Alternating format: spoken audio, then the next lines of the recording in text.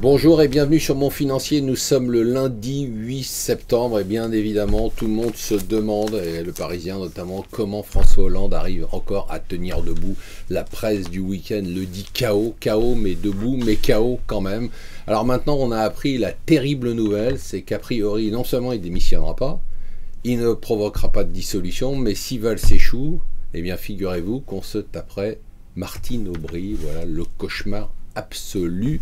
Ça, c'est vraiment ça. Alors, dans le Parisien aussi, il y a un truc qui est assez drôle et triste à la fois, c'est qu'un badaud a interpellé un député socialiste au sujet de l'affaire Thévenoud en lui disant « Nous, au moins, on n'a pas de dents, mais on paye nos impôts ». Voilà, ça sera la phrase du jour. Alors, il se passe pas mal de choses, notamment sur les marchés, avec, pour la première fois, un sondage qui donnerait les indépendantistes gagnants en Écosse. Alors ça serait un vrai tremblement de terre. La livre sterling a baissé ce matin, mais le marché ne veut pas y croire pour l'instant.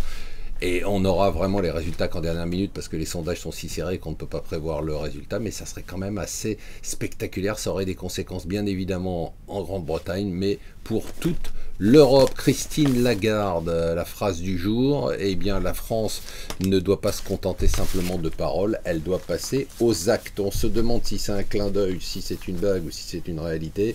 Le Parisien Économie a probablement pensé à François Hollande en disant, en consacrant son numéro à rebondir après un échec. Alors elle est complètement barge, elle se paye des pages entières dans la presse. C'est Brigitte Bardot qui repart en campagne contre le fait de manger du cheval et contre l'abattage rituel des animaux. Et elle dit, si je n'obtiens pas que ces deux événements s'arrêtent, eh bien j'aurais raté ma vie. Il faut que quelqu'un lui dise que sa vie est ratée depuis bien longtemps. Ça y est, il est rentré au panthéon économique.